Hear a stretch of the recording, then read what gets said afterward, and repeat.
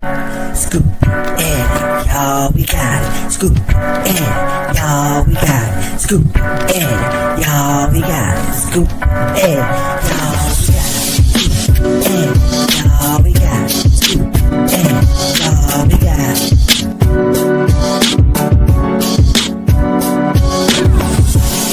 That's how we go. This is not a game, it's the pass and roll. That's how we go. This is not a game, it's the pass and roll. That's how we go. This is not a game, it's the pass and roll. That's how we go. This is not a game, it's the pass and roll.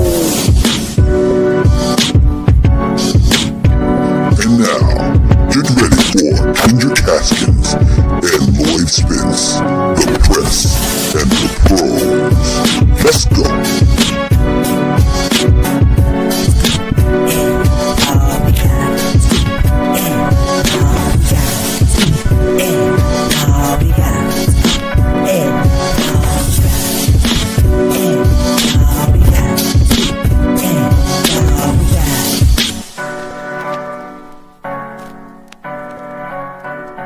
It's good to be back. Man.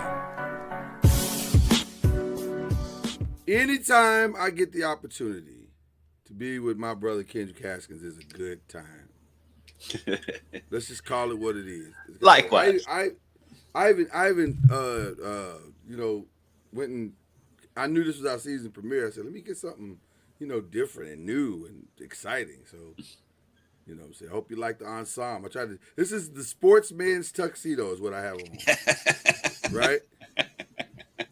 Brand new hoodie, get a hat to the back. Shout out to TLC. Here you go. I'm here. What's up with you, brother? I broke out my old Grizzlies long sleeve. I love it. I love it. I love it. I love it. It's that time. You can smell it in the air. All the sports are colliding at once. Yay. Everybody's back in full swing or about to be. It's so wild. It's the sports fans got to be the favorite time of the year because you got the incredible baseball playoffs. Hockey's getting underway. The NBA is getting underway. Football is in full swing. The NFL season is completely flip-flop from normal. It's madness. I mean, the Ravens and Chiefs might both miss the playoffs. That's a reality. Possible. I mean, it's not out of the realm of possibility at all. Neither have looked great this season. So, yes, that is a strong possibility, sir. The way the Chiefs lost the other night is the way the Chiefs usually win games. And wouldn't it be interesting? Wouldn't it be interesting if they would start losing games the same? Because you're living as the old Bon Jovi praise and worship song used to say. You're living on a prayer. You're living on a prayer. It's that this is not a sustainable way of winning games, and so I agree with you. Nothing is as it seems. And you know what's wild? Before one last NFL note, and it's wild to say Dallas is not out of it for the NFC East now. Philly's falling apart. I'll be honest with you. Listen, last week for us was just all self-inflicted. The Giants. It was just all That's what's going to happen when you have a rookie quarterback. And that's going to happen when you have a rookie quarterback. But I don't know if anybody's out of it. It's nothing is off the table. I think the streak of the NFC East having a different winner every year is going to continue. Safe. Yeah, it's safe. Yeah. I think it's safe. I think it's between the Dallas and Washington. It's really falling apart. Well, I know nothing is off the table. 9 wins might get it done. Yeah. For whoever gets there first. Yes. 9 wins might get it done. But obviously that's the great Kendrick Haskins. Y'all already know that. Lloyd Spence. Y'all know what we do here. This is Press and Pros. We're back early because we just wanted to come back early. It's time to come back early, and we're here. The NBA still feels like it's starting early. The NBA is starting early. They made that rule, and I don't know if I love it because I think games start next week, right? If I'm not mistaken, 21st. Okay, so we're So we close. got We're, another- we're about 13 days away, Mhm. which is wild. Yeah, we have a Which is double header wild. on NBC, to which the second game starts at 10 o'clock. So I don't know what that means for our news. And that's the Lakers and Golden State. Golden State. That's right. And that's a must watch for those who can find NBC on their, good If luck you with can't that. find NBC, that's on you. Well, listen, you're right, but also, I mean, you can get NBC with an antenna. So, I think it's going to be on NBC and Peacock, if I'm not yeah, mistaken. it's on both, but it will be on the regular NBC. You'll need to watch it on NBC. Most people don't even know what Peacock is. Like, they're still trying to figure Which it out. is With crazy. all due respect to Peacock. Which is crazy that people still have difficulty with that, because it's been around for a while now, and they've been having games on there for a while. It's been around for a while. This is, they're not a new concept. No. NBA on NBC is, well, no, that's not a new concept either. If you're as old as we are, They're bringing back the NBA music. I love that too. Don't you just love that? I do, but like Fox has been using that song for their college basketball coverage. Hey. The song never really went anywhere. You're not supposed to notice that. And to be honest with you, I don't think most people have noticed it, because people don't equate that song with Fox at all. Like, that's an NBC song. So Right. I think Fox did it, and maybe NBC was like, "Wait, what? I've been doing what? When did y'all start that?" They's You're like, right. we're gonna need that back. We're gonna need that back. Y'all gonna need to shut that down immediately. Okay. So today we're talking the future. We're talking what's going to go down this year in basketball, which feels like, if I'm being as candid as I can possibly be in this moment, as great as OKC is and will be, this season feels very up in the air. Like, I don't know if I have a true predictor as to who will do what. A lot of it is health based. Maybe all of it's health based. All of it's health based. Because the older teams have the wisdom, while the younger teams have the legs and the energy. But all of it, everybody has a key component that if they stay healthy, they'll be in the mix. But if they're not, then it's like the margin between a top 6 seed and a top draft pick is not. It's pretty. Everybody's in the same boat. I do say though, if there's any team in the league that could sustain a major injury to a major player, it is the Thunder. The Thunder are set up for both short and long-term success. Yes. They are doing all right. Shout out to Sam Presti for putting it all together. The dude, Yes. He has solidified. Sam Presti is the new Jerry West. Mm-hmm. He has solidified his GM positions for the rest of his life. All he really has to do is just keep deciding what he wants to do. And just keep everybody healthy. Keep everybody healthy. Barring a horrific scandal in his life, he will have a GM in the NBA position for as long as he wants one. It doesn't have to necessarily be with OKC. It can be with whatever he wants. Just pick a team. People will fire their GMs to have Sam Presti at this point. So there you go. But let's talk about the future. I'd do that for the Cowboys. I'm not 100%. I wouldn't do it for the Lakers as well. But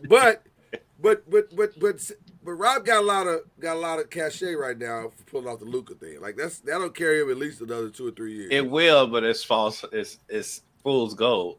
I mean, we said it back then, and I still say it.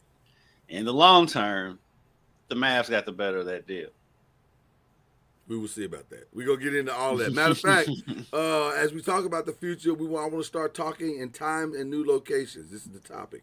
So this is going to be a very fill-in-the-blank quiz. This is, how you had a pop quiz the first day back? That's what this is. This is a pop quiz. We're going to be a pop quiz today. Pop quiz. Okay. All right. So you talked about the Mavericks. In April, where will the Mavs be? The Mavs will be where? I think they'll be a playoff team. I don't think they'll be far enough down in the standings to be fighting for the play in.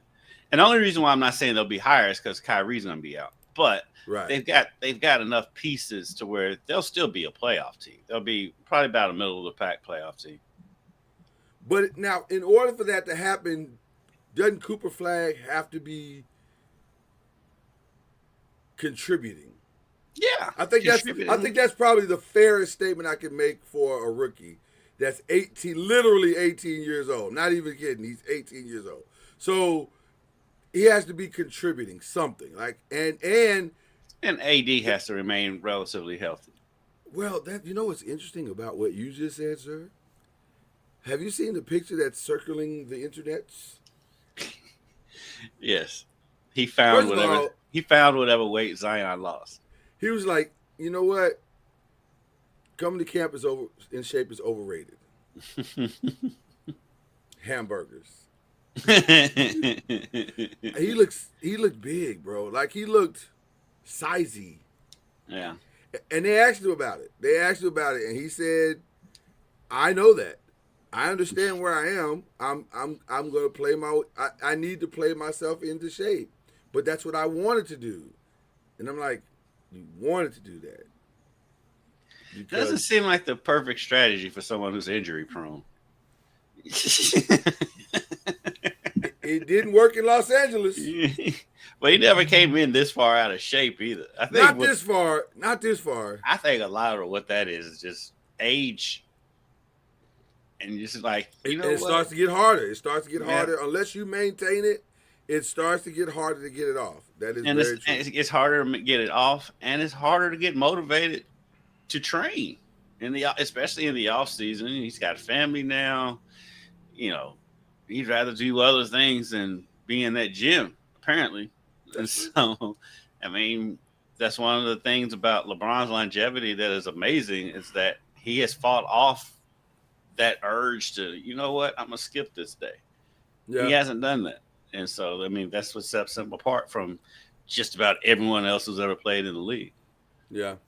I'm going to say they got a lot of moving parts in Dallas, and it all has to go right, up to and including the final healing of Kyrie Irving. So I think I'm going to agree with you that they're going to hover around 6, 7, or 8. But Gafford's out. He'll be back to start the season. Like 3 weeks, I think I heard 3 weeks or whatever. That's a lot of managing, and then inevitably, as a Laker fan, I can say this. Inevitably, AD is going to miss at least 25, 30 games. I won't say that. He didn't do that. He didn't miss that many games his last couple seasons with the Lakers. He missed it last year. But he came back. But I'm talking about the 2 years before that. He didn't miss that much time. He missed quite a bit. He missed about 10, 15 games. Even that year, right? But look, for him, okay, at this point, not even just for him. At this point, with anybody in NBA that misses only 10 to 15 games, that's low management, right? That's low management. Okay, I'll meet you halfway and say 10 to 15. But I'm leaning more on the upper side. I'll give you 15. I'm gonna give you 15. Okay, we'll meet comfortably at 15. Okay. In April, the Luca Doncic, or it should say Luca Doncic instead of. I like the Luca Doncic. I kind of do now. Now that I hear it, he sounds like the Don. The Luca Doncic will be what? What will you be filling in there? MVP candidate. I was thinking the same thing. I think they've set him up in such a way, and I think JJ intentionally has set him up in such a way that they want him to be featured. I think his defense, because of the weight loss, is going to be better. I'm not delusional to think it's going to be transcended as some I've heard. I'm like, no, it ain't going to be. That's not how defense works. If you've ever played defense on any level of basketball. Defense is effort. It's effort. It's want to. and he's going to have to prove want to the rest of us. Like I don't see him jumping from I don't care to I'm a first team. Like now it'd be great if he did that. Be awesome if he did that. The Lakers are probably a 2 seed if they do that. But I don't see that happening. I just don't see that happening. He should be quicker and quick enough to be a better defender. All signs point to that he will be stronger, which and then it'll be interesting as to what they ask him to do on defense. My assumption is they bring Marcus Smart in because they don't want him on anywhere. They don't want him guarding guards. Right, anywhere near guards. That's very smart. So now we're talking he's guarding front court guys, and usually probably the power forward, the swing 3, whatever. So I think guarding a swing 3 for him could be challenging. So really we're talking about him and LeBron on the backside of defense and splitting time on power forwards. That's what we're really talking about. And I think you're still talking about a weakness for the Lakers. On defense with Luca? With those two out there at the same time, yes. Well, listen, yes, because one is old and one is just has not traditionally been a great defender. But I think that's the reason also you bring in Ayton. Because if Ayton can just recapture a glimmer of what he was in his pre-final season, which is the season they went to the finals, then it also all of a sudden you may have a nice defensive squad. But a lot of things got to go right for the Lakers for Luca to be an MVP candidate. Mm-hmm. Now, let me say this: they brought him in and had to figure it out last year. And they got to a 3 seed, so we'll see. But I think I agree with you. He'll be in the conversation for sure. He may even pull it off. I can see him pulling it off. Yeah. I just wonder what that Luca LeBron dynamic will be in a full season. LeBron's game, look, his game itself should translate perfectly the way he plays the game, but we know LeBron loves attention, given what happened the other day. We definitely gonna get into that as well. How long will he be able to maintain not being the center of attention during the season when Luca's garnering MVP? He's saying all the right things. He's saying all the right things. Says a lot of stuff. He says, I'm just saying he's saying all the right things in the interviews so far. So let's see if the words match up to the actions. We'll, I was gonna go a different route and I fought myself on that, so I'm glad I did. You gotta fight yourself sometimes, kid, because you be hearing it and be like, "Nah, don't say that. Don't say that. Don't say that." It's like that Shaq GIF. Shut up. Right. Shut up. Right. Yeah. Tell yourself shut up. You gotta tell yourself shut up sometimes. All right. Houston, which is one of the more interesting teams because in the offseason, initially we all thought, wow, they made a lot of moves. They could be the favorites to challenge OKC. And then the top of their offense / defense was taken out for the year. So now, what will they be? Are they going to be Phoenix again? Phoenix? I don't think so, because I think they will make a move to bring in another point guard. But they got to trade for him though. That's the only thing. They've got pieces they can trade. They've got the pieces they can trade. But who do you trade? That's the question. Like, and I think it's gonna be one of those things. As much as I love him, I think Reed Shepherd, if he proves himself serviceable, he'd be the one they trade for an older point guard. Or if he plays that well. As he played, because I actually put a future on him last season to be a rookie of the year. If he can play, and he's looked good so far, and he looked good when he played last year. He was just behind everybody.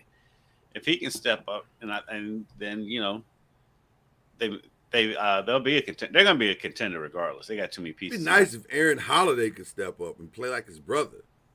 Well, but that's probably not going to happen. No, that dude may have capped out already. His brother's one of a kind. His brother is for sure one of a kind.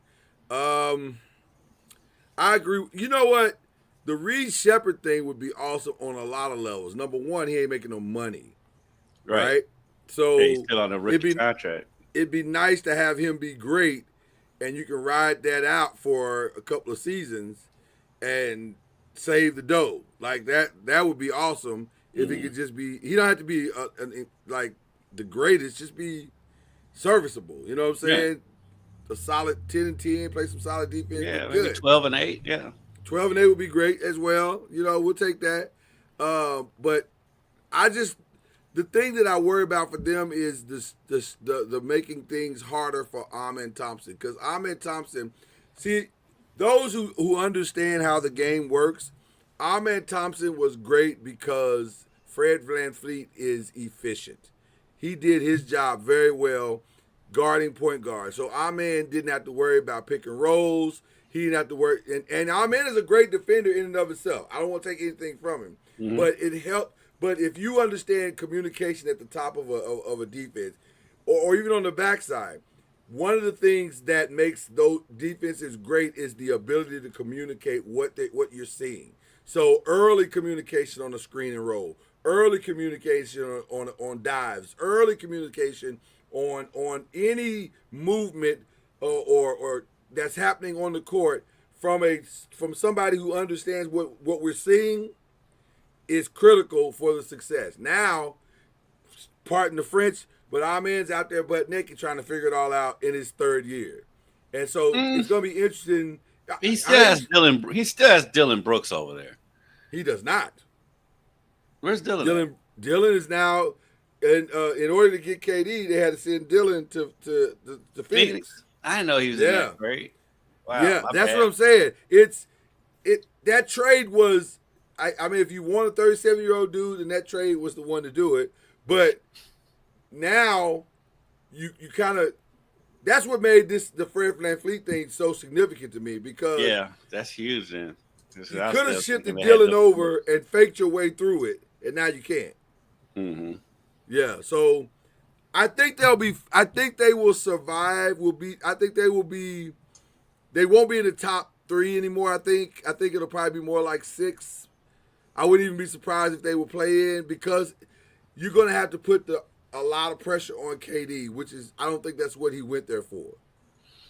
Well, also, but your interior defense is going to be ridiculous between Steven Adams and Clint Capella. Well, you're solid at the basket. I think Tari Eason, if he can make another step, they'll be okay. Dorian Finney-Smith is a pretty good defender, and so I think they're going to still be okay. Josh Okogie is always, he's an enigma to me.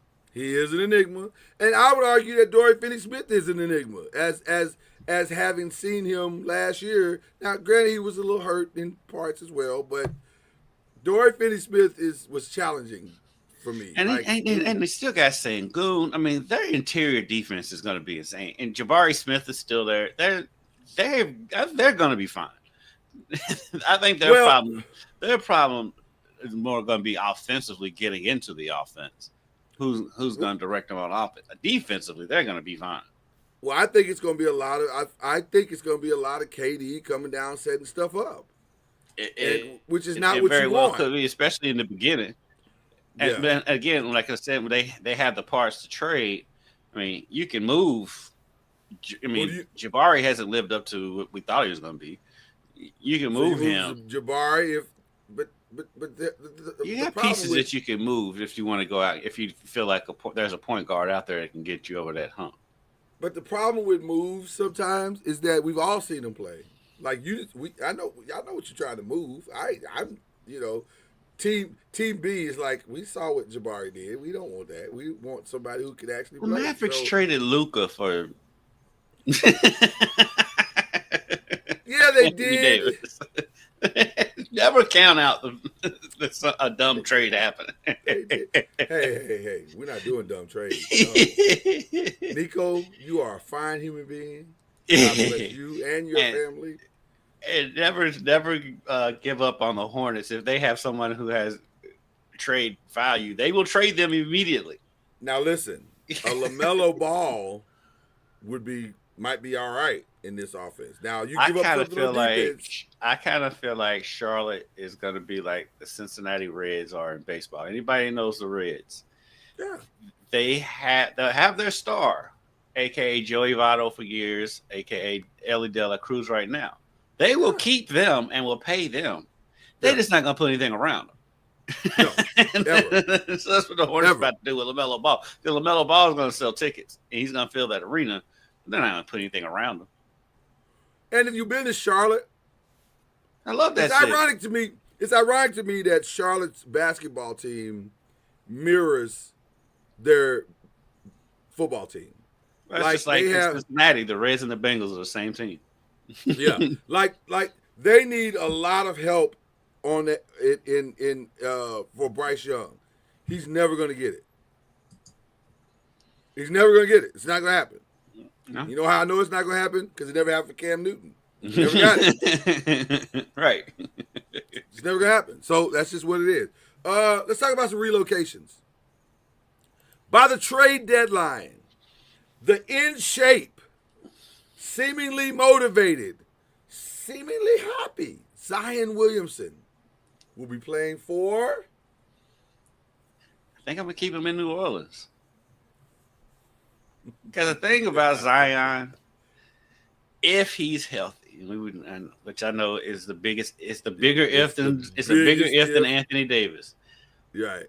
But when healthy, the Pelicans are every year he's been healthy. Before he got hurt, the Pelicans have been a top 3 or 4 team in the West. Right. And so if he can stay healthy, now I'm not a big fan of whatever they have around him, but Zion will still be in New Orleans. Well, let's be very clear about one thing. He is no longer standing on concrete.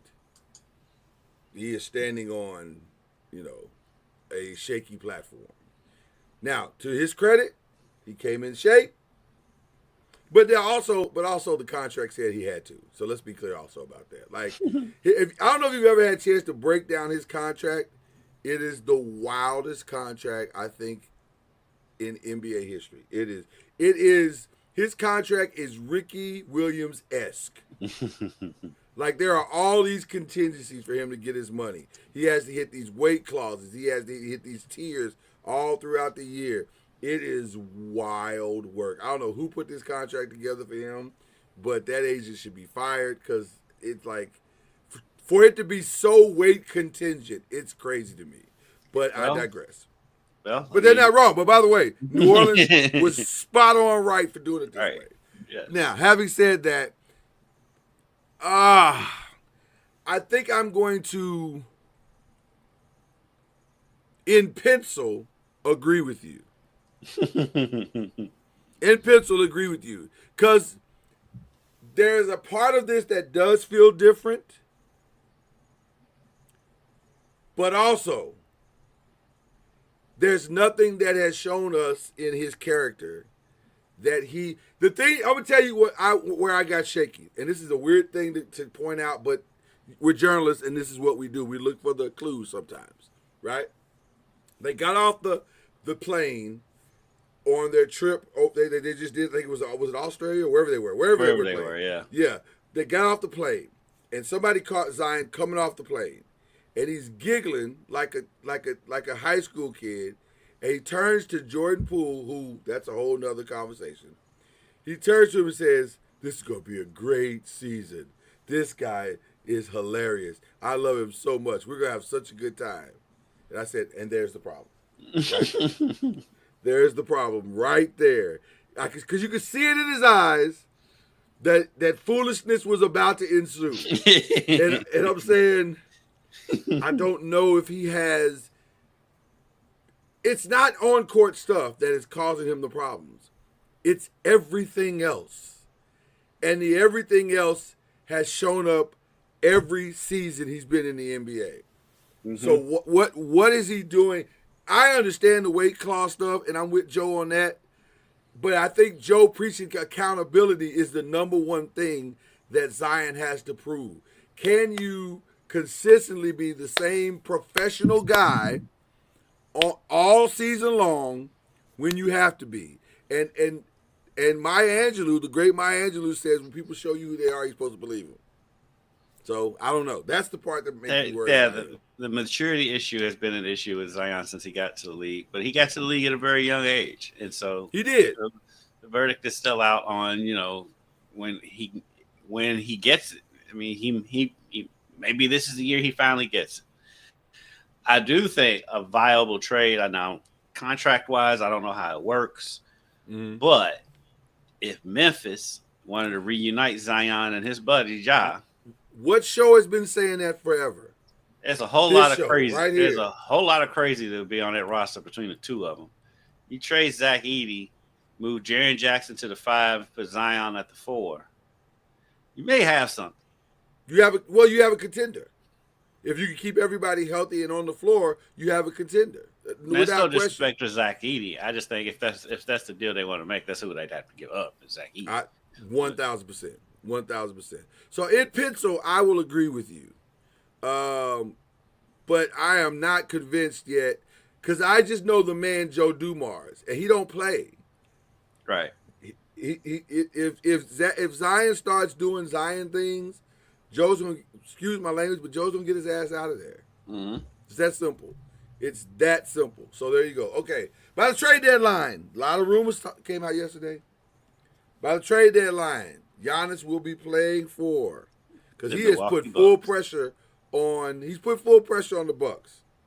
He can do it all he wants. He still has another 2 years on his contract. Is it 2? Is it 2? I think it's 2 years. I think next year is the last year of the contract. He's not on his last year this year. That's why they wouldn't trade. That's why they didn't trade him this offseason. Right. It's not on his last year, but I want to say this is his option year, if I'm not mistaken. I was thinking next year's the option year. See, and even if it is his option year, they don't have to trade him right now. They don't have to trade him now, but what they can't do is let the noise get too loud. And it feels like again. Yeah, the noise. Like I don't trust the Bucks to make good decisions. That's all I'm saying to you. That's why I think he'll still be there.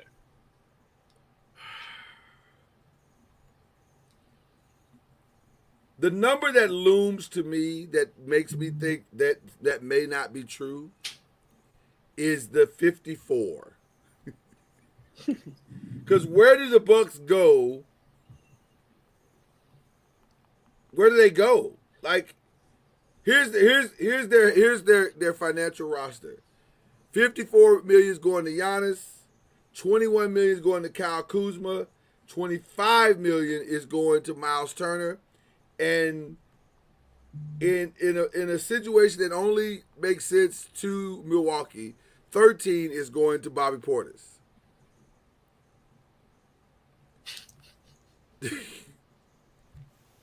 So where do you go get the help? Either this team is going to be good, or they're going to be mediocre. Now, the only thing playing in the Bucks' favor this season is that the entire East may not be that great. That's another reason why I think he's going to still be there. Because, I mean, it's the Knicks and the Cavs, and then maybe the Magic, if they can stay healthy. Then what? Atlanta? On paper, Atlanta is better. Yeah, but you don't trust them. You don't trust them at all. I mean, they've got because Porzingis is going to miss 40 games. So you don't trust them, and so they'll still be right there in the mix. I mean, the Bulls, Washington. That might be the only saving grace is that Miami ain't got nothing. Year for the East. Yeah, Miami hasn't, and they're still trying to sell off parts. So, okay, I gotta check on that contract because I really think, and I'll have that answer for you in a minute. I think he's still in Milwaukee this year. Okay. Speaking of Atlanta, everybody's kumbaya right now in Atlanta. The roster, we did a great thing. And they said, Trey Trey was like, since we better now with our roster, can I get an extension? It's like, you're so silly, Trey. Why don't we talk about that at the end of the season?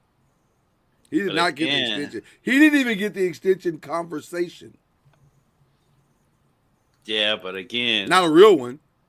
With the state of the Eastern Conference, that's why I don't think you're going to see a big movement from the Stars, because everyone's going to still think they have a chance at the playoff deadline, at the trade deadline.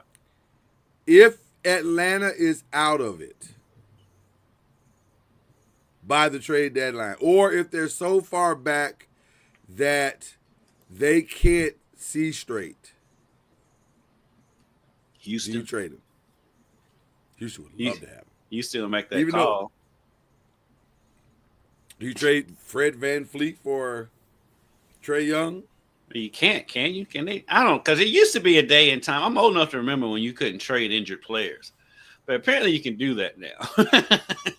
So it's a thing. It's a thing. You are correct. Giannis has, well, so this is the third year. This is of the contract, right? He has 3 years left. This is the third year. The only question I have is the opt-out of the other thing. I don't know how that opt-out works. But that's what they say. I thought it was like that's why they didn't have any serious conversations in the offseason, because they don't have to move him right now. They don't. They have him under contract for another couple years. And so They do. But I just feel like if the noise gets too loud, first of all, it's wildly uncomfortable right now. Because it feels like they have a very strained relationship. Just like it's uncomfortable in Atlanta. Trae Young is not comfortably in Atlanta. It's because, and let me say this, I'm not convinced that Trae Young is the answer in Atlanta. That's the other part. Because he is with all due respect to the young man's offensive prowess, see, prowess is a great word, by the way. He is a massive defensive liability. And therein lies the rub. Right. Therein lies the rub. Do we keep putting money in a guy who probably, especially from a defensive perspective, does not make us better? That you have to hide on defense? That you got to hide on defense? And what is his? I'm trying to see what his number is. Wow, he didn't even come up in the trade machine. What's that about?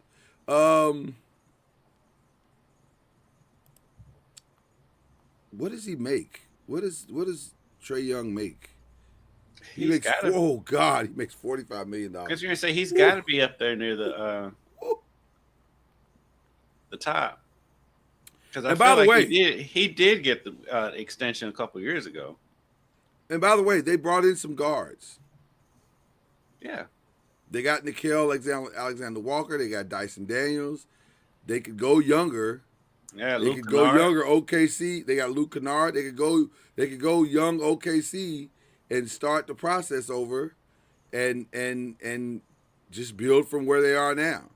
They don't have to keep him. Well, they can't. I think the Nickeil Alexander Walker is to help out defensively down the stretch of games. 100%.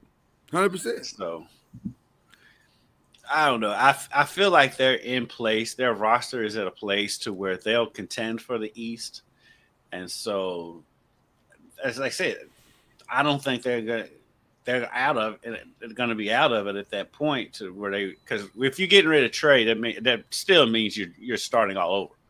And I don't think especially with the state of the Eastern Conference this season, that anybody's going to be at that. Now next year when the Celtics are healthy, then we'll see. But I think for this year, I don't think you're going to see much movement in the Eastern Conference because everybody's going to feel like they're in contention. I agree. Let's talk about some shooting stars. Do a little true or false. Your boy, Ja Morant will reclaim his status as the next big thing. True or false? He made me happy when he said his goal was to play 82, but then he immediately got hurt. So, but technically, It's not an injury. Yeah, it's just An an ankle. in-season injury. It's just an ankle, and he's got a couple weeks. But I do. I feel like I think there has been some growth there, some maturity there. Just listening to some of his comments coming into the season. Um, Saying all the right things. I will Yeah. concur with that. and he's funny. He's still funny. The whole thing Good time. when he put his shoe up on the desk. He's a good time. He's a good time. And so, and then him wearing his Murray State's gear at Belmont because they were big rivals when he was at Murray. And so, I think I think he takes that step. I think he's learned. He's had enough life experiences to grow. He came into the league very young, 2 years in college, and so the only thing that worries me about a lot of these with Memphis, New Orleans is their rosters are so young. They don't have that OG on their roster. They don't to grab these young cats and show them. But and the one balancing act they did have that had youth but had good sense, it seems like they traded that away in Desmond Bain. So now I think KCP could be good for Ja on that front because he's not the old man. He is kind of the old man. He's for that roster. He is right for that roster. He's an old 32. He literally is the oldest man on that roster. That is wild. I know. I did not realize that. Wow, that's crazy. Okay. And so I think he's going to be good for Ja. And then for that, now on the court, I don't see giving up Desmond Bain for KCP, but that could be a locker room thing. Just to get some age in there. But their roster is not going to bowl you over. And so they're going to have to make some kind of moves to compete in the West. This is a blue-collar team that, as we like to say, is going to have to get it out of the mud for sure. And because you don't want to put the heavy lifting solely on Jaren Jackson and Ja, but that's where you are right now. There's not a lot of relief for them on this roster if guys don't take the next step. And like a Scottie Pippen Jr., it'd be nice to see him take the next step. I think Ty Jerome is a good addition for them. Ty Jerome taking the next step would be great because he's got experience. Braxton Key taking a bigger step would be significant for Jaren Jackson if he can do that. Zach Edey taking a big step would be outstanding. Yeah. And then G.G. Jackson and Jalen Wells, they both have to take a step. They are so weird because they basically are the same guys. Just G.G. has a little bit more of a motor, but they're basically the same guy. They're the same player, yeah. So 100%. But they need them to take steps because that's a low-key weakness on this team. That was a low-key weakness on the team last year was that 3 spot because they are so inconsistent because they're so young. And so somebody needs to step up. One of the two of them needs to step up and be like, this is my spot. And then go from there. But yeah, their roster, it's gonna be tough for them to make. That roster looks like a playing roster to me. I think that's the challenge of him being the next big thing because I don't know how you manage. You got to manage him because he does tend to get hurt because of his playing style. So now you got to figure out how much time do we actually play him on the court. How aggressive should we be to push to get in the top 4 seeds? Like it's a weird, and how quickly does the rest of the roster come along? So this might not be the year. This might be unless you can make some moves like you just talked about. This might not be the year to kind of be aggressive in we're going to win the whole thing. This might be the year of let's develop these guys. Let's find out what we really have. And then let's look at, next year being the year we try to make the push. Maybe we can finesse a trade somewhere. And maybe that Zion thing is what we do, and get our big 3. And now we got something to go do. Because Zion would be the perfect 3 in this scenario. He'd be the perfect I 3 totally, in this scenario. I totally agree. And that roster, that roster's not set up for a playoff run, but it is set up for trades. Yeah. I do feel like this is a year where they're kind of developing things because the good thing that Memphis has working for them is that Josh and Jaren are so young. Yeah. That you had a window there. It's closed, but Yeah. you still have plenty of years to get that window open again. And so this year is kind of 100%. a development year, maybe a little bit of a show me year for Ja, and then because they already locked up Jaren, and so a little bit of a show me you can be mature, Ja, and then go from there. And yeah, this is more of a developmental year. This is not a year where you're expecting Memphis to make a playoff run, maybe be in the play-in or whatever. But outside of that, I think this is it's a developmental year for the Grizzlies. 3 years left on the contract for Ja as well, so you got some time to figure some things out. But this is definitely going to be a year where you find some things out about your core and what you need to do. Jaren Jackson is going to be there. Will Ja be there is the question. Right. True or false? Is SGA already an NBA superstar? First of all, shout out to SGA and these shoes. Man, listen. Have you seen his shoes? I haven't seen them yet. Phenomenal. I will find them while you comment. But I'm be honest with you. I want a pair. They are outstanding. Hey, we talking about shoes. Them Jaws. Those Ja Morants. I have not seen the Jaws yet. So man, the Ja Morants. I think they're the number 1 selling shoe in the league right now. Is SGA? Yes, he's a superstar. Well, the thing that had me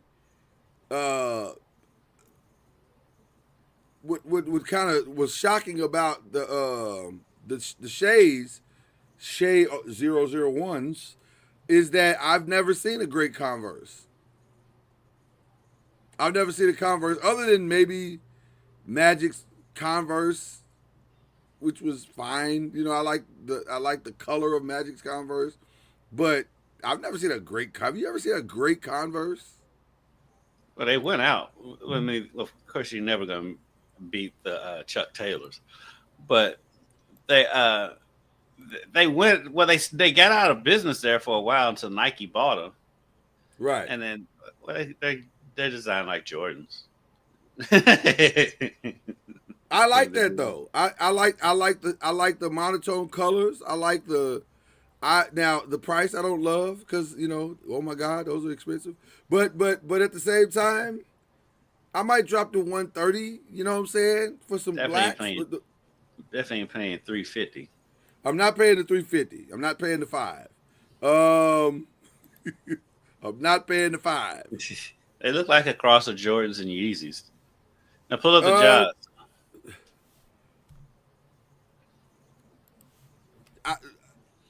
Actually, I'm surprised for the way the Shea dresses. Those shoes are plain compared to where he designed them.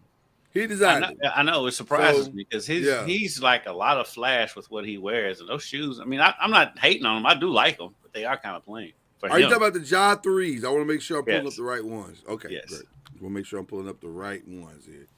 The Ja 3 is. Are you talking about the pink ones or the black ones? The black ones are kind of nice too. Pull them up. I'll pull them up and let everybody see the Ja 3s. I think he had on the pink ones at the press conference when he put his foot up on the bill. I did see the pink ones. The pink ones are nice. I like the hood, the gut. I'm okay. Hood and gutter. That sounds stereotypical. I don't want to be that guy. I'll just pull them up and let you see. We'll play around with the situation. Here we go. But I like these. Those are nice. Mm-hmm. That kind of hip hop ones. There you go. That's what I was looking for. Hip hop vibe. I think these pink ones are the ones that like you said he had at the press conference. The pink ones are dope. Yeah, that tracks. And then there's some other multicolors there.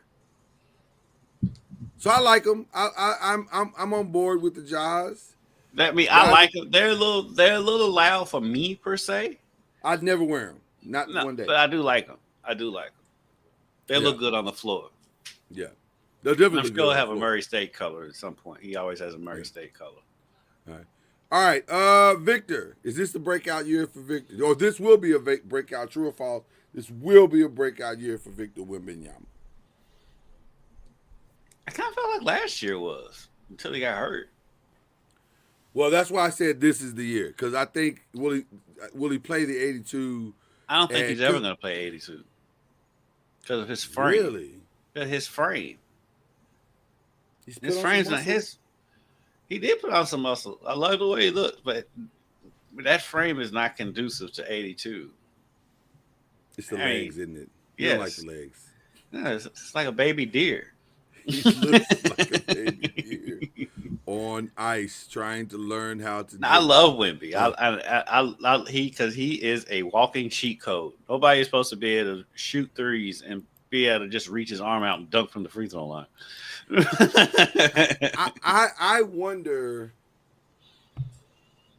if anything, what can you do? Does he need to follow the KG blueprint? Maybe. I think he's his own blueprint.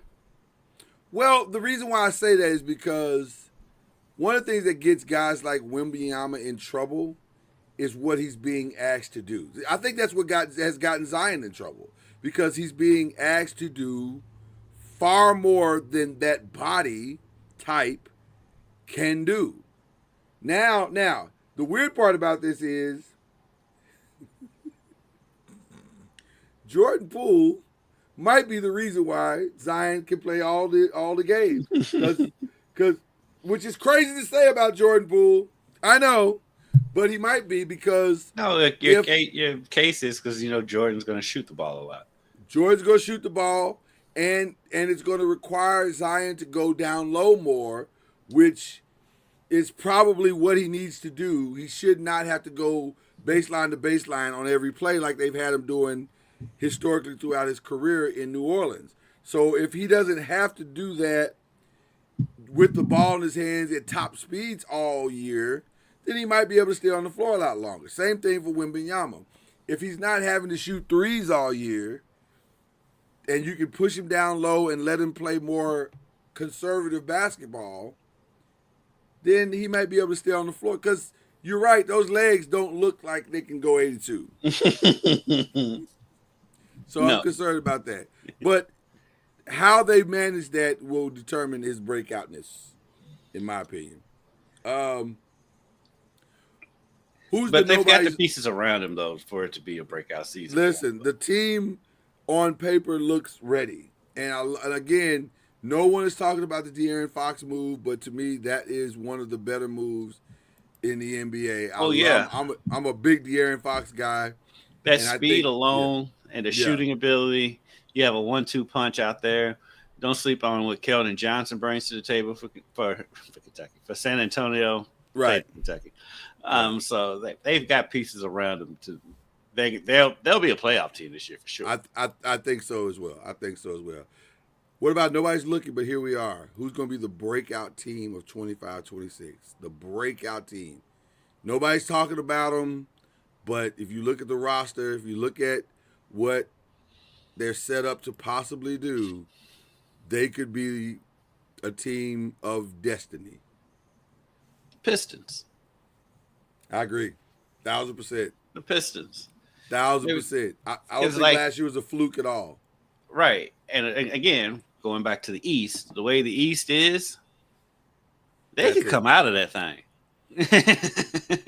They can come out of that thing. You know whose roster didn't change last year or going into this year? The Pistons. Right. They look like a team who's smarter now, who's wiser now, who understands who we are. We understand what our culture is. We understand what our coach is wanting. Now, the other factor of that is you're not sneaking up on anybody anymore. That's over. Right. So there's no more flying under the radar. But if they embrace what their coach taught them from last year in a down East year,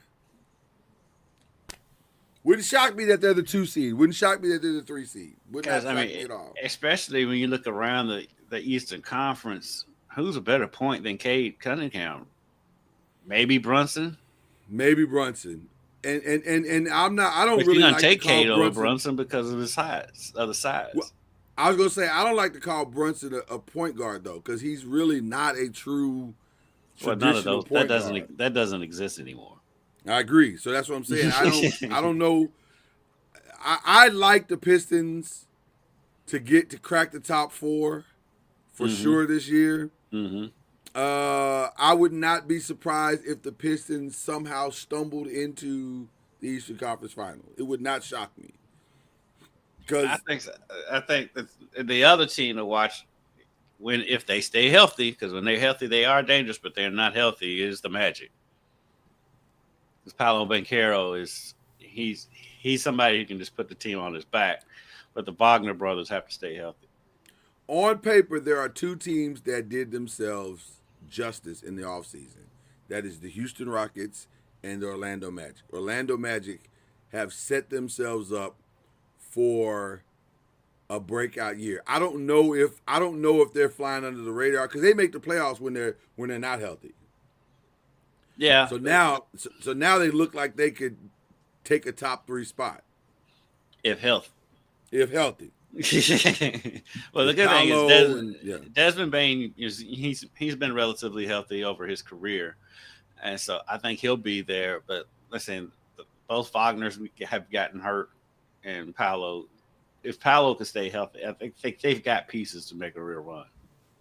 Is there a sneaky team in the West? We talked about 2 teams in the East. Is there one sneaky team in the West that could sneak into this thing and you'd be like, oh man, I didn't see that coming? Only reason why I don't say anybody in the West because nobody out West will surprise you because it's so loaded. You know what I mean? It's so loaded out there, and so no.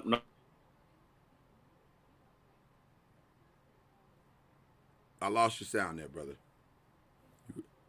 And I think he knows that.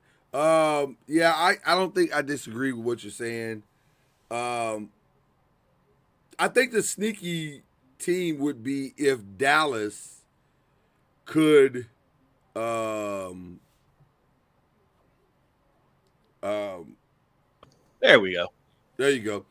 The sneaky team would be if Dallas could somehow navigate the waters long enough for everybody to get healthy, and then they start to make a run. Because if everybody gets healthy, Dallas is a solid squad. And I've heard there's an outside shot that Kyrie could be back by the playoffs. I've heard that too. I don't believe that. I mean, the time frame does, and the way people are coming back from that injury, the time frame does suggest he could. My only drawback with that is his style of play. I don't know if his style of play is conducive to coming back early because it's like shifty and he depends a lot on quickness. Yeah, I don't know if that would be conducive, but I mean the way people are coming back from ACLs now is crazy to me. That's how I feel about Jason Tatum. I see him on the court. I see I don't love trying to get him back for what? He's 25. He's 26. Like, why are we trying to rush that dude back? He got time. Yeah. We've seen what he can be when he's healthy. Let's get him healthy. Yeah.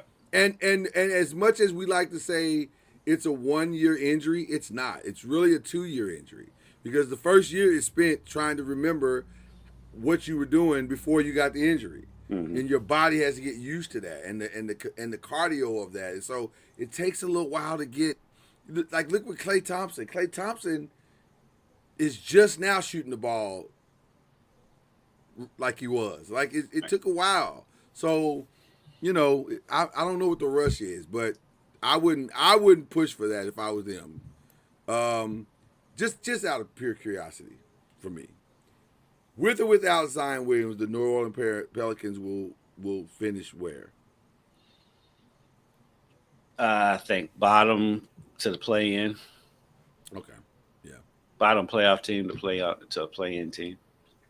I don't see a 6 because I just think the 6 teams that are better than them are going to be better than them all year long, and I just don't see how they Yeah, because like string you look enough at the games six, together. because I mean OKC, Houston. Yep. I still think Dallas is better than them. Yep. Golden State should be better than them. Yep. Lakers should be better than them, but they're Should be so better than them. the Yeah. Lakers go on wild losing streaks. And so who am I forgetting? Clippers should be better. Denver. Oh yeah, Minnesota. Denver. Yeah. Yeah, Minnesota. I just don't see. I don't see where they sneak in at. I just don't see it. The But West is so loaded. we'll see. Yeah. Speaking of Golden State, where do you think they're gonna land? The oldest roster in the NBA. And got older by adding Al Horford. Yeah. And I think low key losing Looney is going to hurt them too. Looney did a lot for Nah. them. Yeah, He did a lot. did a lot for them, but the last 2 years, he's kind of been a shell of himself. I don't think that's a massive loss. I don't think it was Because a to be good honest get with for you, at New this Orleans, stage, at this stage of his career, Al Horford and Looney are probably the same player. So they probably the only thing is Al can shoot a three and Looney can't. but yeah. But Looney Yeah, can so- is more active, get you more rebounds.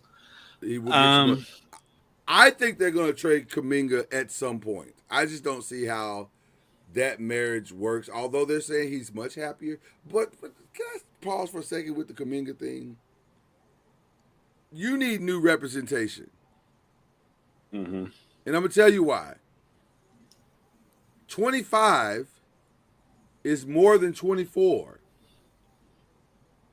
So a 2-year, $48 million deal is not as good as a 3-year, $75 million deal because you've left $3 million on the table. You see how that works? And if your agent doesn't have the capacity to explain that to you, you need new representation. Yep. I didn't understand that at all. I was like, you held out to lose money, fam? Like, help me understand. I don't understand that. They got one over on whoever his agent is. And But- was happy, was thrilled with the deal. Oh, I'm thrilled we were able to get to it. I think at the end of the day, I think Word. Kuminga wanted to just be in Golden State. Well, I they think he's signed happy at where he is. 375. I think he's just happy where he's at. And he's young and don't know any better because Kuminga's what, 21? 23. He's super young. But I think his biggest problem is his self-evaluation of what he thinks he is. He thinks in the 3 years he's been there that he has gotten himself to an all-star level. And I would say you're on an all-star trajectory. You have all-star talent, but you are not an all-star yet. You're just a guy. And on that team, it would be hard for you to be because there's no, I don't know. I say it's hard for them, but they have given him opportunities to show himself. I'm not going to say. And he came through for them in the playoffs last year. Oh, They lost, but they were out overmatched because Steph was out and Jimmy was hurt. But when he had to come in there and beat the man, I mean, he did play well. He played okay. Yeah, he played well. Yeah, I don't know if it's all-star level, but he played No, well. but I mean, Yeah. like you said, he's on trajectory. If he can, his problem is, but his problem is not all him. His consistency, but like his playing time has never been consistent, and so it's a give or take there on both ends. But don't you have to believe that somebody is seeing him play and they're saying he ain't there? Like, there's something about what he's doing on both ends of the courts that Steve Kerr is looking at and saying, dude. Because they may be protecting him from himself and he don't even know it. Because I just can't imagine that he's doing everything right and Steve's not playing him. That has not been his MO in the tenure of him being the head coach of the Golden State Warriors. So that, to me, I'm going to lean on the eyes of Steve Kerr that he's seeing something or he's not seeing something that Kuminga is doing to get him on the court more. I'm always going to lean on the coach because the coaches see him every day. Yeah. They see him in practice, but just from what I've seen, the consistent. That's why I said it's on both ends. The consistency of his play and the consistency of his playing time. That's on both sides, and so it leans more towards his side. That he's got to be showing more consistency for them to get more consistent playing time. I agree. Okay. The East team that will sneak into the playoffs, top 6. We kind of hit this a little bit already. I think we both think it's going to be the Pistons, and I think we both think the Pistons are going to be near the top. Like they may crack the top 3. I think at least top 3 or 4. Yeah, it wouldn't be unreasonable to think they'll crack the top 3. The team that will sneak into the playoffs, and like you said, I don't know if it's sneaking in the West, but I'm probably going to go. Sneaking into the top 6, I guess. Based on last year and the way everybody finished, sneaking would be the Lakers or Golden State. No, it wouldn't be sneaking. Based off last year. No, they finished 3rd. No, I don't agree with that. They finished 3rd. Nobody respected that 3rd place finish. That's why they went out in the first round. Everybody. No, that's not true. That's not true. They got bounced out of the first round because they don't have a. They did all that without a center.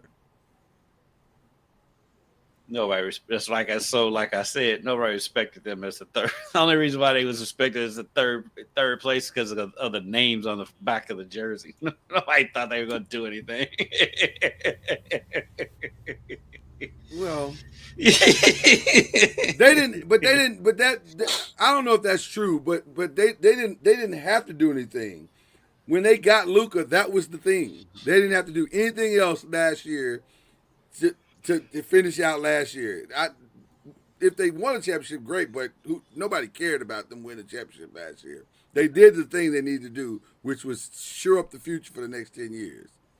Do you think they're going to win a title in the next 2 seasons? I think they might be the way they're set up right now. No, not if they stay the way they set up now. No, but they got to get there's still one more move to make, and I think that's what they're working on now. Is that one last move to put them over the top? You can't listen. LeBron's 49 or what the 61, whatever he is. So that's why they got to fit close. No, they're close. No, they're close. They're closer than you think. Close. I understand, but I think that you can't be a 3 seed and not be close. That's not. Yeah, you can. You can't. Who's done that? Who's been a 3 seed and not been close? I mean, who's a 3 seed last year in the East? I don't even remember. I mean, who remembers 3 seeds? I just say it. That's things can shake out and you finish the 3rd seed and you can go on a wild win streak. I don't feel like the Lakers are close. You don't like the Lakers either, so that's. I do like the Lakers. I love Luca, but I just don't think they're close right now. I just don't. I love gold. Look, I'm wearing the Grizzlies. I know the Grizzlies ain't close to nothing. But, I think you know what. The Golden State team interests me in this regard. They don't have the speed, and they don't have the youth. But what they do have, number 30. They got number 30, and they have the wisdom of that team. That's going to be probably one of the smartest basketball teams on any NBA in the NBA because they've seen it all, they've done it all. There won't be any surprises. The management of them age-wise is the question. Now, I can't wait to hear Charles Barkley day one say, the Warriors are just too damn old, and they're not going to win anything. Yeah, because you know that's where he's headed with that one. But it'll be interesting to see what they pull off. I don't know if there is a sneaky West team to get to the playoffs. Maybe Sacramento, if I got to throw a name out there. Maybe Sacramento. Yeah. But I fully expect them to make a trade. It's for whatever reason they don't want Malik Monk. I don't understand that. Why? I don't understand it either. Now, if he ends up going to Golden State, like it's rumored, then I have higher hopes for Golden State. All bets off. Right. All bets off. Because And I think they want that trade to be done, but Kuminga is the reason why it hadn't gotten done yet. So I don't understand the Kings. Nobody understands the Kings. They were right on the cusp of Yeah. being a serious contender year in and year out, and then they just blew it all up. Good at their coach, good at their squad. They just it made no sense. But But it's the Kings. It's kind of it's what the they do. Kings. Yep. All right, let's get to the other stuff because this is as much as we love the NBA, we also love talking about the other stuff on this show. And I my only comment to what happened yesterday, I think whoever came up with the marketing strategy for this completely misread the room. Because I don't think this commercial had any impact. I didn't even see it. That's my point. Most people didn't even see it. I was looking for it to trend. It didn't even trend. No news outlet brought it up. It was, and by the way, when I saw the day before announcement, I knew he was trolling me. Right. Because for one, it's the second time he's done it this summer. It was another one earlier this summer he did that. Yeah, I think I don't get it. People are wise to LeBron and this goofy stuff he does. The best thing LeBron has done is the other ads that he's done where he's making fun of himself, especially one about him only reading the first page of a book. Right. But outside of that, people are on to LeBron loves the attention, and so. But I don't think this would work. I say it. That's why it didn't work because people are like, "This is just LeBron trolling again." Yeah. Speaking of not working, I don't know how much time you spend on the TikTok, but I don't have TikTok. The Swifties are not happy. Why? With the new album. But the numbers suggest that they are. Well, I think the numbers suggest that Taylor Swift has a fan base that is always going to put her at the top of things, especially in week one. But if you go to TikTok, if you go to some of the, they are not happy. To use the little French I do know, un mas. They are not happy. And I'm a little surprised because I have not heard the album and probably never will because I'm not a Swiftie. But she is catching strays. They hate the Travis Kelce song. I think it's like kind of really risque, and she's using like some language that she doesn't normally use. They don't like it. They do not like the album at all. The reviews aren't good. It is not going over well. This is the third album from a veteran this year that people have said, ugh, right? The Drake album didn't go over well. There's another the Lil Wayne album didn't go over well. And now this one. It's interesting. Now, having said all that, she'll probably win 5 Grammys. I think part of it too. It's like this new generation, like they only want to hear from their own generation. They don't respect anything that's older than them. Is Taylor not their generation anymore? She's not their girl? Taylor's like 30-something now. She's aged out. She's aging out. So how's Beyonce not aging out? Because her fan base is so strong? And she switched it up. Well, that's true. She did switch it up. But that's what Taylor's trying to do. She's trying to switch it up. Be a little risque. Take some chances. Taylor's 35 years old. They're not feeling it. They are not feeling. I didn't even know that was true until like a few content creators that I follow. They were like, "Yo, have y'all been watching this?" And I went over to the TikTok and was like, "Oh," and it was more than a few people. Like it is trending on TikTok that the album sucks. Yeah. So everybody deserves a dud. Everybody has dud albums. Nobody gets it right every single time.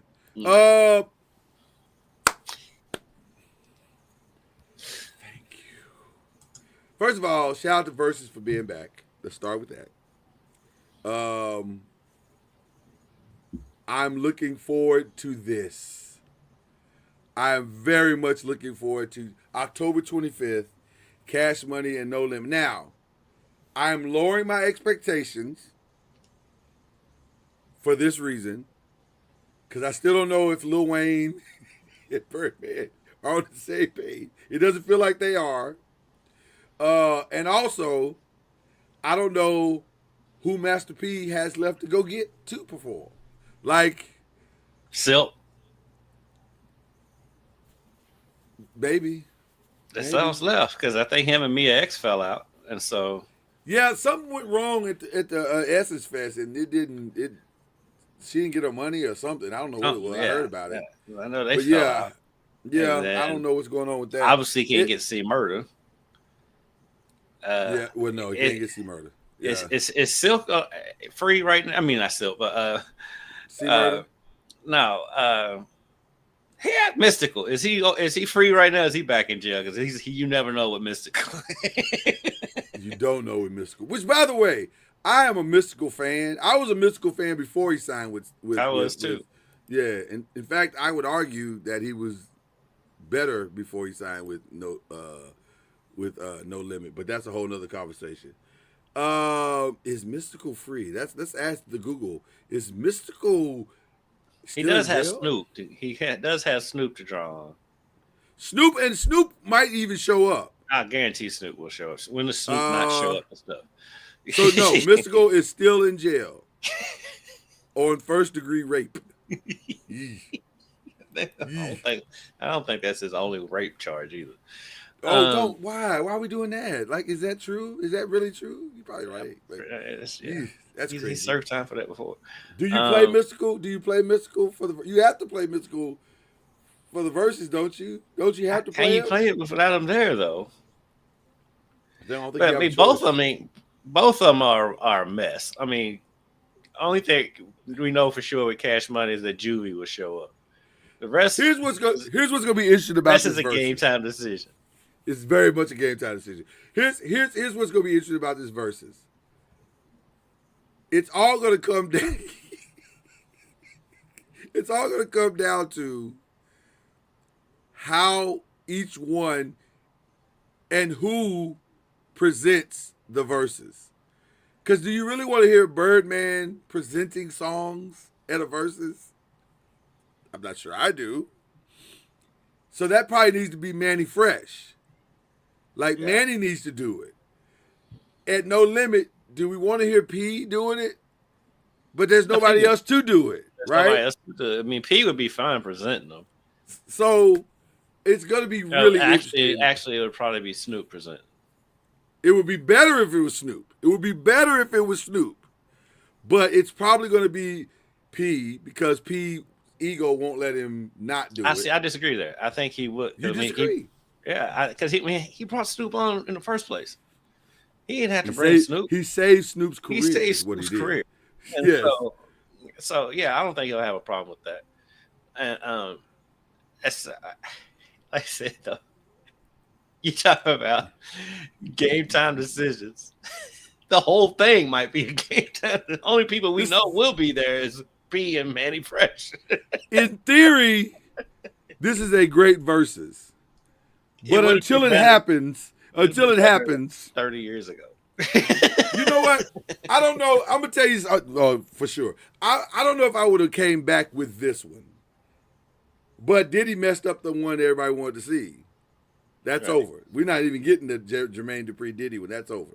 No. So now, I don't know. This is a tricky one. It could be good. It could be a disaster. We'll see. But that's why I want to see it because it can go either way, and either way it's gonna be fun. So I don't even know who around now I'd want to see in a versus. I'm still on board for an Usher Chris Brown one. I'd be on board for that because that'll be a show. Yeah, that the show of that would be fantastic. Yeah. Of course, the obvious one. That'll never happen. Mary J, maybe. Oh God, no. It'll just be They don't have to sing. They don't have to sing. Just play the song. It's because it's gonna be see who can scream the most. No, don't sing. Just play the song. Just sit in the chair and talk about inspirations. Can I say something quietly, just between us? Yeah. Nobody else is watching. Go ahead. Nobody else is watching. Yeah, we're fine. I've never been a Mary J. Blige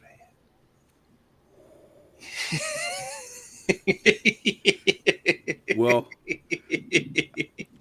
since we're talking quietly, I've never been a Mariah Carey fan.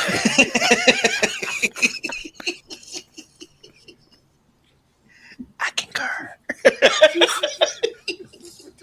Since we're Both of talking them. quietly. I mean, both of them got songs that I like, Right, but right. necessarily a fan. But a fan, like, spend my Would money I on it? spend No. money? No. Not a Mariah Carey. No. Yeah, there's maybe a couple of verses. You know the one I really want to see more than anything? I want to see Busta Rhymes and Missy Elliott. Because I think that would be a good time. It would be a good show. Yeah. That'd be a great show. Two phenomenal showmen just out there having fun. I would love to see. And they love each other. So Right. I like the love aspect of what I'd be able to see. So those are the three that I would want to see. Other than that, I don't know what else is there to see. Like, I don't want to see Lil Uzi Vert, and I don't want to see none of that. Don't do that. None of these new guys. Don't bring any of them out. Future and somebody. I don't want to see care nobody about like Future. that. Yeah. But maybe like Outkast and 8 Ball and MJG.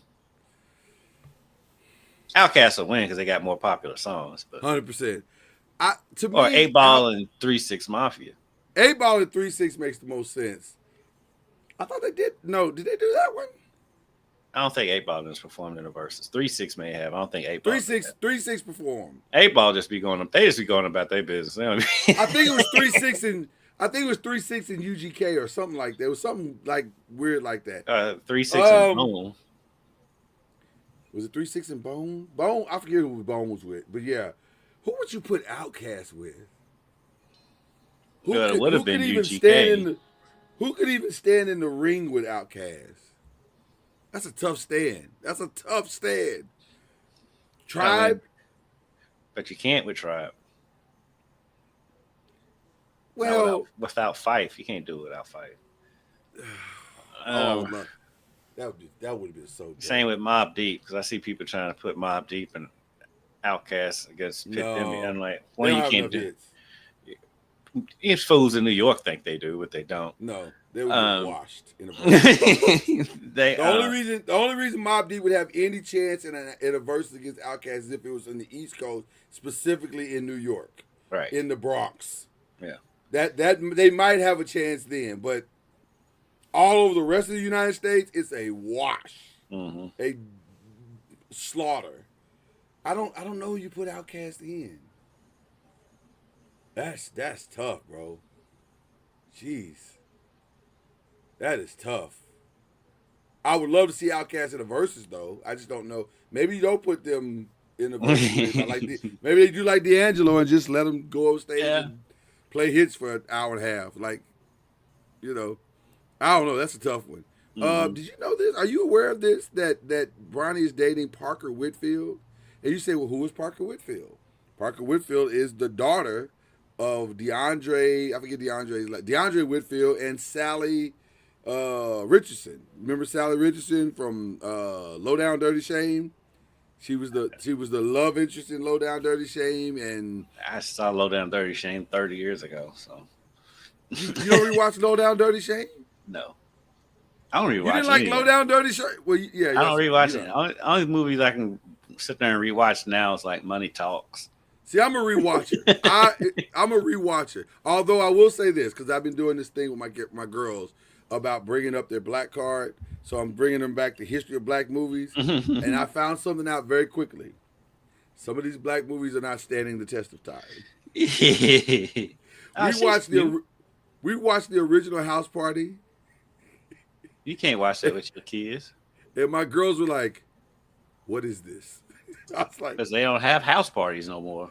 They don't have house parties. So I didn't know what to do because I didn't know what to do with my hands when it was going bad. I was like, I don't know. It's a house party. People are partying at a house, so I don't know what else to tell you. It did not stand up. As much as they don't do house parties anymore. They don't do house parties anymore. House parties.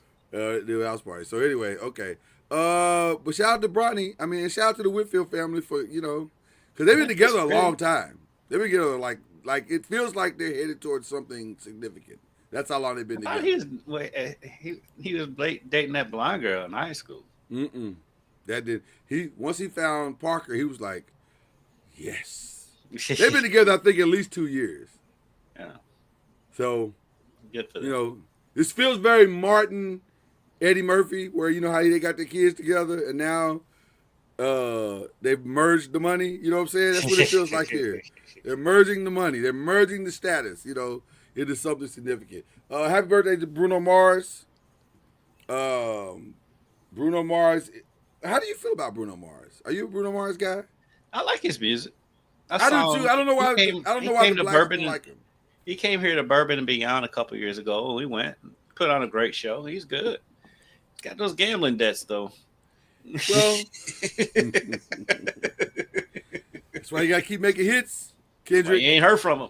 Hey, you got to make hits so you can keep that thing alive. I don't think my brother's got enough time to make hits because he's got to pay off everything. So he's performing. He can't make it. He ain't got time.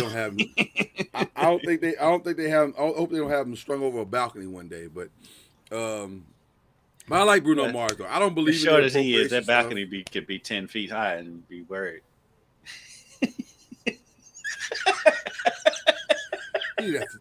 Why you come for the man's? You come for the man's height. Comedy stops for no one. I mean, well, that's true. The joke was right there. You had to do it. I'm not even mad at you. I'm not even mad at you at all. Speaking of interesting things, there's been a new addition to the TNT family. Kenny the Jet Smith is engaged. Are you aware? This got buried under all the Megan Thee Stallion, Klay Thompson news that I got this year. That Kenny was even this close to a situation. But yes, Kenny is engaged to be married. Is the same I think the beach with? Yeah. This is the girl from the beach. Her name is Tia something. I forget her name. Tia. I'll find it real quick. But listen. I'm gonna give Kenny credit for something. I don't know how he's doing it. I guess money makes the work around, but she's easy on the eyes. Yeah, but judging by those beach pictures, yeah, it's very easy on the eyes. Yeah, she's easy on the eyes. So I give Kitty credit for that. But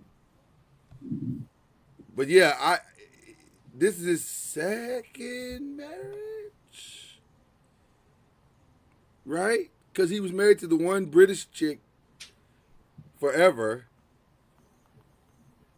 and then now he's moving into this situation. Tia Jurek, that's her name. I was like, I know the name.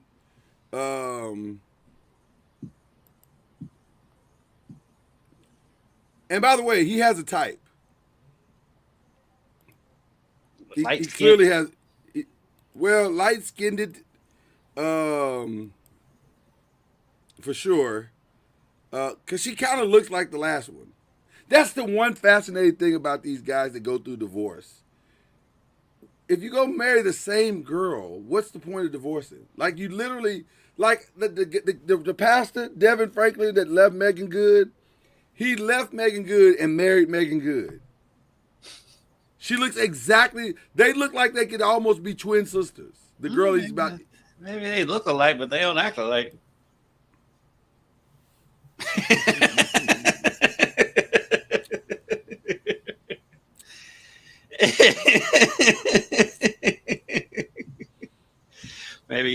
Maybe you found what you wanted and just wasn't in the same package. Listen. It's a lot to say about act right. Is this diet making good? Is that what this is? Because your boy seems to be very happy. Yeah, he's probably. It looks like he's gonna get Kane the Conqueror back. They have Gatorade 0. They have Megan Gage good 0 conflict. It says 0 sugar, 0 conflict. I don't personally like Gatorade 0 because I'm a big fan. It doesn't have the same taste to me, but to each his own. Some people need the sugar. Some people Some don't people need the sugar. Some people don't. That's what we're talking about right now. That's what we're talking about right now. Okay. All right. Listen, we are glad to be back. It's going to be a great NBA season. Very, very competitive. We'll start breaking it down as it comes, as the season unfolds, whatever it is, the game start. Right. We're about a week away from giving you like predictions and all that stuff. So we'll see how that goes. Matter of fact, I don't know. We'll probably be back next week because we got to do a preview at some point, and that'll probably be next week at some point. But it's going to be a good time. Come back tomorrow for the other show. With that one guy. With that one guy that likes to go to the gas station. that guy is hilarious. We love that guy. Okay. All right. Go.